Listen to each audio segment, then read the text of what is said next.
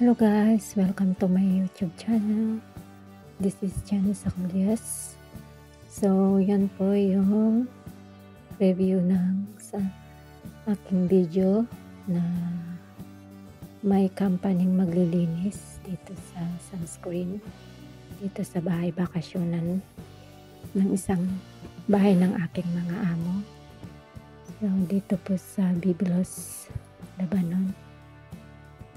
So, ganyan yung paglinis nila ng curtain sa mga company. Binibisikan nila ng tubig na may Clorox, may sabon. Yung pang-clean talaga ng curtain na sabon. So, ito po yung house namin dito sa bahay bakasyonan. So, simple lang siya, maliit. Hindi gaano kalakihan. Mas malaki yung bahay namin sa Beirut. So, bali itong house nila, family house ito.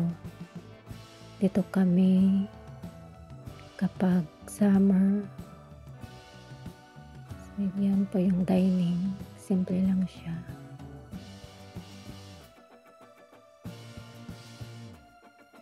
So, yan naman po yung first sala, salon, kung tawagin nila dito sa Arab country, salon, dining area. So, yan naman po yung hallway papuntang master bedroom ng aking mga amo. So, dyan na sila. Tapos dito sa kabila may 2 rooms pa. Bali 3 room lang po dito sa bahay bakasyonan namin. Maliit lang yung bahay nila dito sa bahay bakasyonan. Every weekend kami umuwi dyan. Mapa-summer or winter. Pero mostly din dito kami sa winter kasi malapit lang kami sa dagat. Natatanaw lang dyan sa may pintuan, bintana. Ang combination ng house nila dito is black and white, beige yung sofa.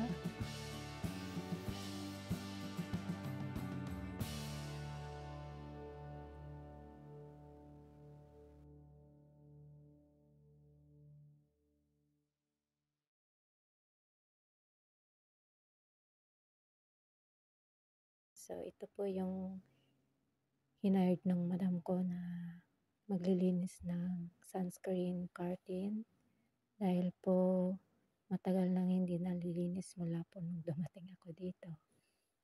So, 15 years na yan dito sa bahay bakasyonan. So, yan. Sinasabon.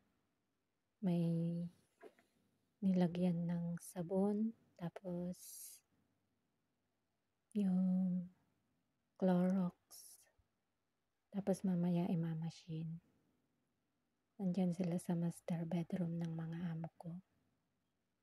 So, ganyan po yung paglinis ng sunscreen curtain.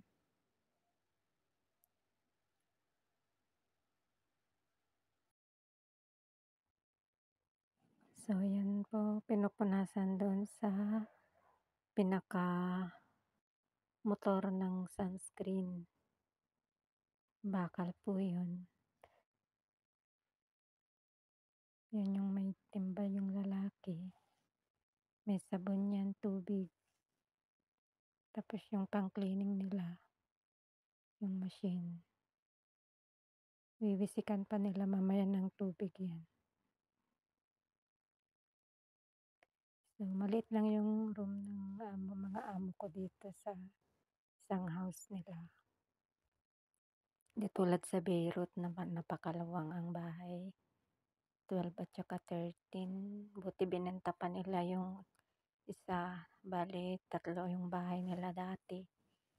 Dun sa una namin noon na bahay, 8 at saka 9 floor. Tapos dito naman sa isa, dito sa bahay bakasyonan, 1 flat lang ba? 3 flat yan, kaso hati-hati silang magkakapatid. Na bali 3rd floor kami. Yung kapatid ng boss ko sa 2nd at saka sa 1st floor.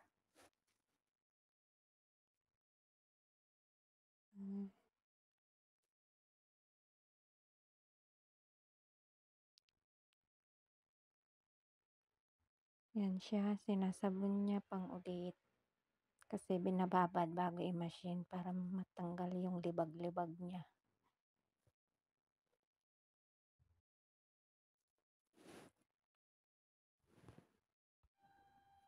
So, alam nyo guys, yung hagdan nila, pinakialaman ko yan nung natapos yung tagalinis. Akala ko magaan. Buhatin ko sana palabas para maglampaso ako. Ay Diyos ko, ang bigat-bigat pala.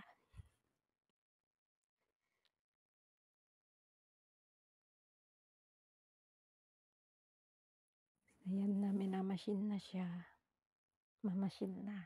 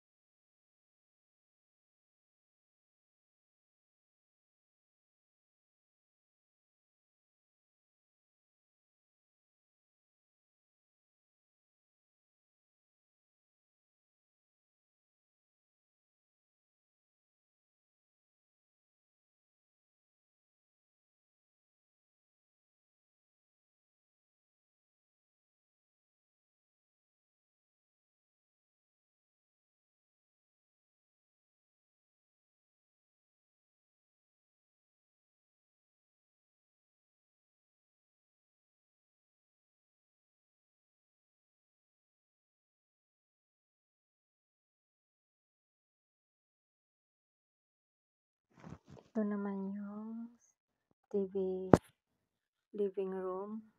So, yan po yung mga natapos na machine na nalabhan. Ayan. Sa labas niyan may balkon. May chair din. Table doon.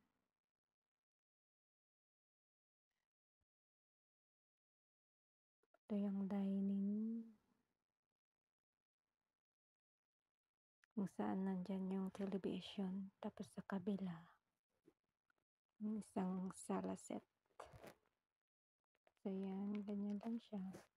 Di masyadong kalakihan ng bahay, pero puting-puti eh. Pero magaan lang yung mga sala set dito na uusod ko. Di kagaya dun sa Beirut na ang bibigat. Kailangan pa ng 4 na person para magbuhat. Pero hindi ko binubuhat na kagaya dito sa bahay bakasyonan na pwede kong iusod lahat yan. Pwede kong pa left side, ganun. Front, yung mga upuan, yung mga lamesa, yan nauusod lahat yan. Para malinis ko dun sa back ng dating place ng mga sofa. So, ganyan lang siya kasimple dito. Hindi tulad sa Beirut, Bonggacious. Halos lahat doon, puro salamin ng gamit.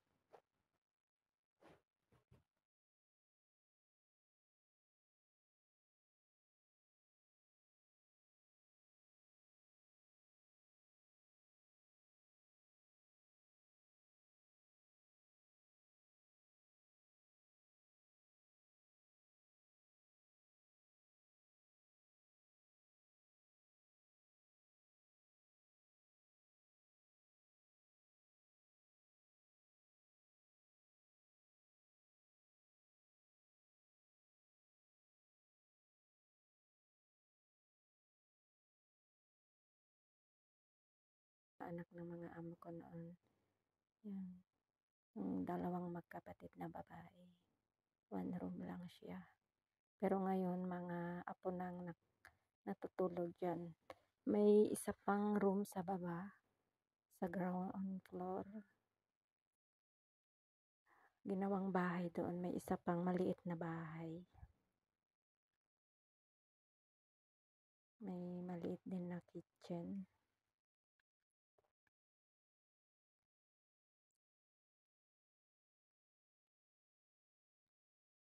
Diyan, yan.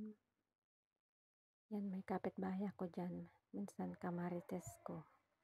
Si Lola. Yan.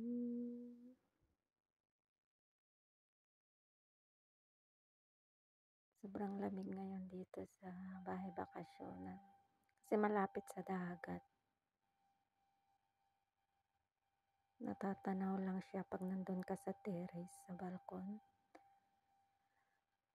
Sa kabilang side. Bali 3 yung balcony nila dito sa bahay na ito. Alam nyo yan? Aking kutsara, no? Sa bangka yata yun, pang bangka.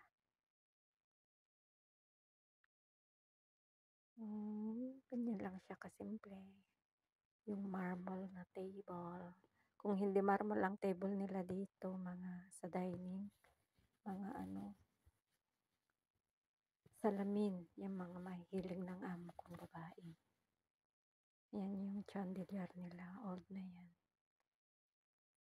Pag ginalaw mo yung maliliit na decoration niya, nahuhulog na. Kaya bira kong nililinis kasi nakalbo ko na. Kalbo na siya.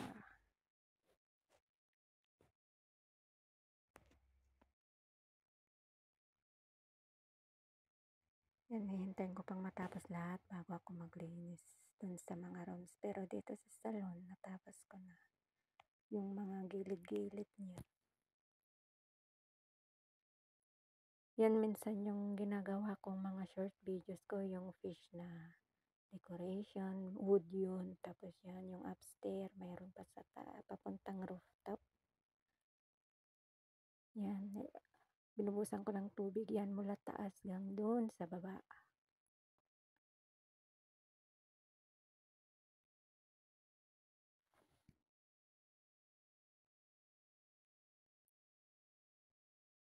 Nasa 3rd floor kami, yung susunod na bahay na flat, yung kapatid ni Sir na 2.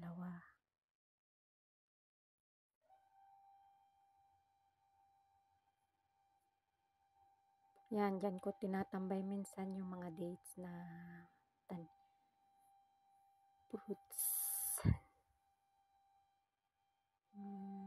Ganyan lang siya kasimple. Yan,